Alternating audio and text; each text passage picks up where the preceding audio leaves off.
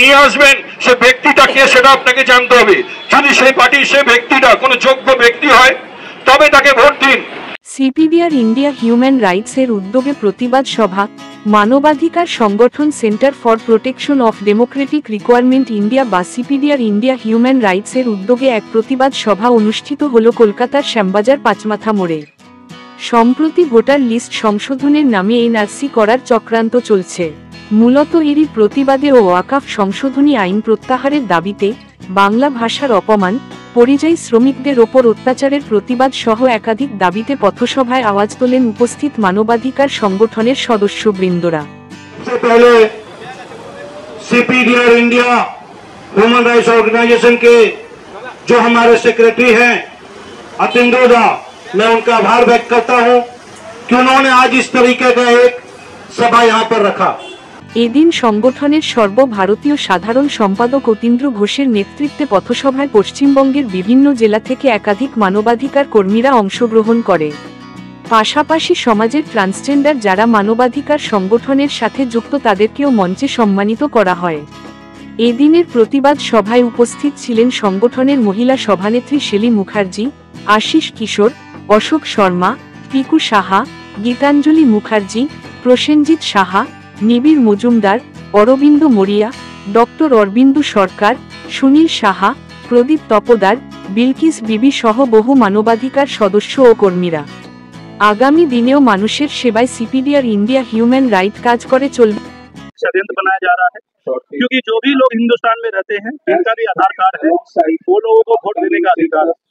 तो मैं यही बोलूंगा कि हिंदुस्तान की सभ्यता को बनाए रखें और किसी भी तरीके से हिंदुस्तान में दंगा फसाद ना फैले, इसके लिए इसको शांति से लोगों को समझना होगा और सरकार के विरुद्ध जो है खड़ा होकर इस चीज को समाधान निकालना पड़ेगा। सरकार जब से बनी तब से सरकार ने तो अलग अलग तरीके से हर चीज को चेंज करने की कोशिश की। सरकार का बस चले तो संविधान को ही चेंज कर दे। सरकार ने जिस तरीके से हर चीज का परिवर्तन किया, जब देश आजाद हुआ था तो भीमराव बाबा साहब अम्बेडकर ने संविधान बनाया था। ये लोग संविधान को बदलने की कोशिश कर रहे हैं। संविधान बदलने से देश का विनाश होगा। संविधान नहीं बदलना चाहिए क्योंकि हर लोग अपने अपने धर्म को अपने अपने तरीके से जीते हैं, लेकिन जब से ये सरकार आई है पूरे तरीके से यही कोशिश कर रही है कि धर्म को लड़ाया जाए। तो ऐसे सरकार को किस तरीके से कार्य करना चाहिए, इनका बुद्धि विवेक दे भगवान, इनको सुविधा दे ताकि लोगों के बीच में जो मतभेद पैदा हो ना। অনেক রকমের এআই জেনারেটেড নিউজের উপরে বিশ্বাস না করে সঠিক তথ্যটা নিয়ে নিজের বিচার বিবেচনায় যেন সঠিক সিদ্ধান্ত নেয়, এটাই আমাদের বার্তা CPDR India human rights organisation তরফ থেকে। কারণ সর্বোচ্চ হলো মানুষ।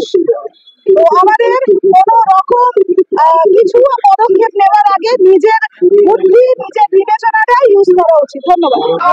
আওয়াজ আছে, আমরা সবকিছু মানি না, কারণ আমরা হিউম্যান রাইটস থেকে এসেছি।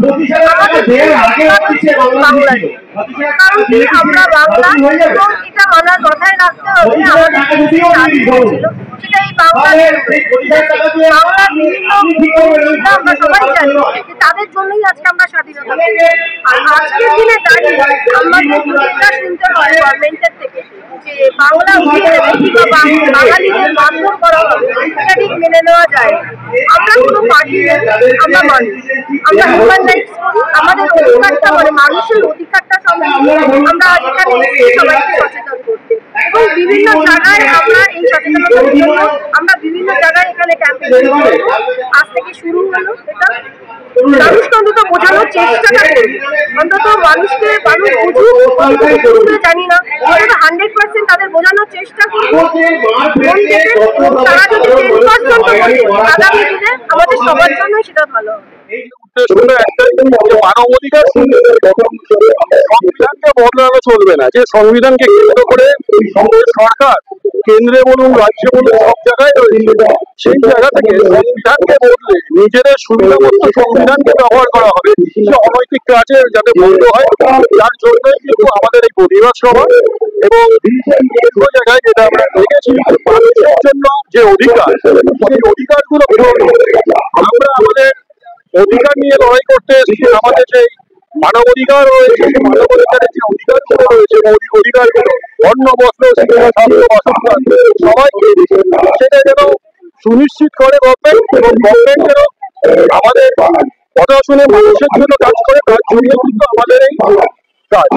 দেখুন, আমাদের দাবি একটাই, যে মানুষ মারা গেছে তার ভোটাধিকার কেটে দেওয়া হোক, যারা বেঁচে আছে তাদের যেন নামগুলো কেটে না দেওয়া হয়।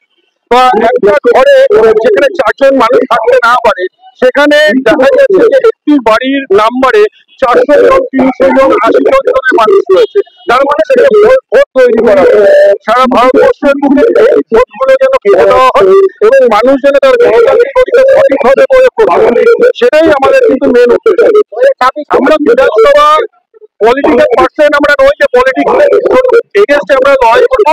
আমরা জনগণের উদ্দেশ্যে একটাই বার্তা দিতে চাই, যে আপনারা যখন ভোট দেবেন, আপনারা এমন এক ব্যক্তিকে চয়েস করে ভোট দিন, যে রাজনৈতিক দল করুন না কেন, সে যেন স্বচ্ছ ব্যক্তি হয়, কোনো অযোগ্য ব্যক্তি, কোনো মদ্য মাতাল চরিত্রহীন লম্পট বা ধরুন জেলখাটে আসামি, চোর, চিটিংবাজ, তাদেরকে যেন ভোট না দেওয়া হয়। যে পার্টি করুক না কেন, তাদের যদি কোনো নির্দল থাকে, নির্দল ব্যক্তি যদি সচ্চার হয়, সে নির্দল ব্যক্তি ভালো মানুষ হয়, সে যদি ডাক্তার, ইঞ্জিনিয়ার বা সমাজকর্মী, অ্যাডভোকেট যেই হোক না কেন, যে ব্যক্তি যোগ্য তাকে আপনারা সেখানে আপনি পার্টিকে চয়েস করে ভোট দেবেন না। যোগ্য ব্যক্তি কিন্তু আপনাকে পরিষেবা দেবে, অযোগ্য ব্যক্তিরা কিন্তু আপনাকে পরিষেবা দিতে